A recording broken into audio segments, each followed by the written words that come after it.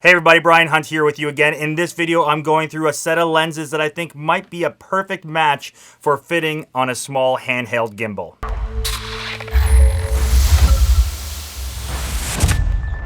So what I have here in front of me is a set of the Sigma DN lenses. These came out in 2020, I believe, but I just got my hands on them and they were lent to me by Sigma Canada to try out. And what I was really curious about with these is the size of them, how small these lenses are.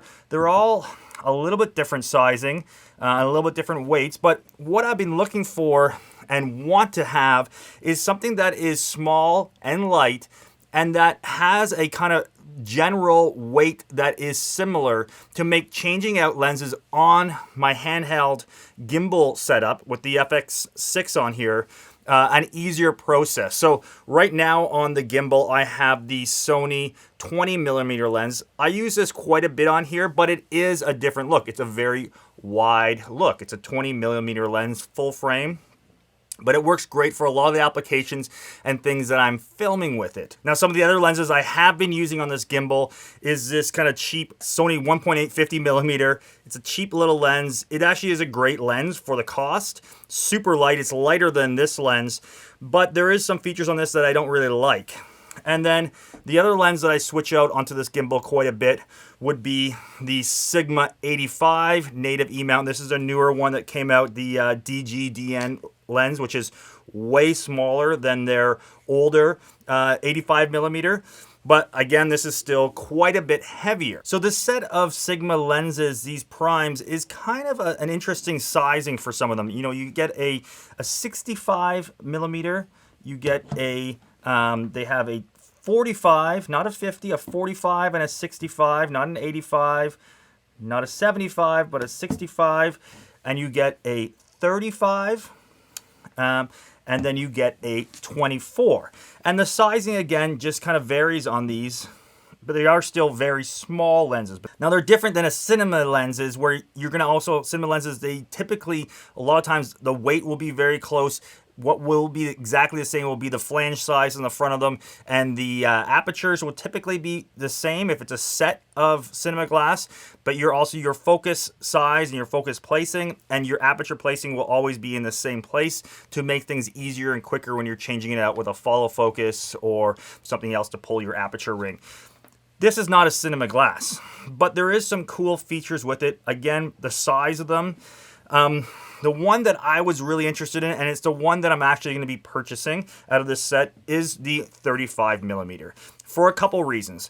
The 35mm I find is a really great range, really great focal length. It's something that's not too wide, but not too tight, and it can look different on a gimbal. It's definitely very different than a 20mm, but again, it's not as hard to work with, not as long as a focal length as something like an 85mm. So it's kind of a great sweet spot, and it's something that I could work with quite a bit. I can, get back far enough to get a wider shot. I can move in closer. It's kind of, for me, the 35mm is kind of that sweet spot in a great range to get a lot of coverage and not have to change it that much.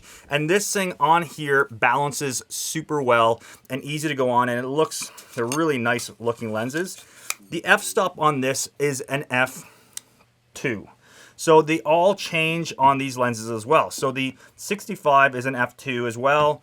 The 45 starts at a 2.8, and the 24 starts at a 3.5. So they all have a little bit different apertures. They all are beautiful lenses, though. They all work amazingly well and do the trick. They do look a little bit funny when I had them on my FX9 because of how small they are. You can see some footage here. I was using them last weekend on a commercial project that I was doing, checking them, testing them out, using them, seeing how they performed.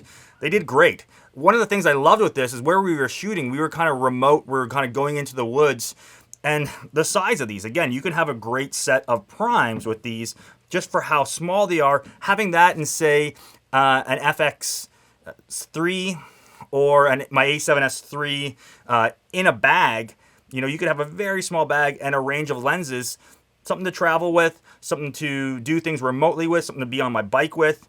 really cool that these are that size. Now, as I said, for right now, I'm likely just going with the 35 millimeter. I'm going to be purchasing that. The 45, I was close to thinking about that, but I'm likely going to wait for the Sony's 50 millimeter, their new small one, to come out that is going to be similar in size to these 20 millimeter to get that. I am a big fan of Sigma.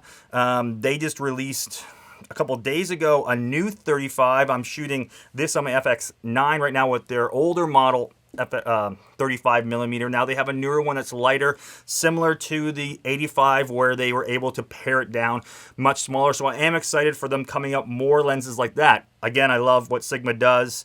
I love Sigma glass. I think for the value, for the cost of the value, it's one of the best bangs for the bucks you can get out there, for sure.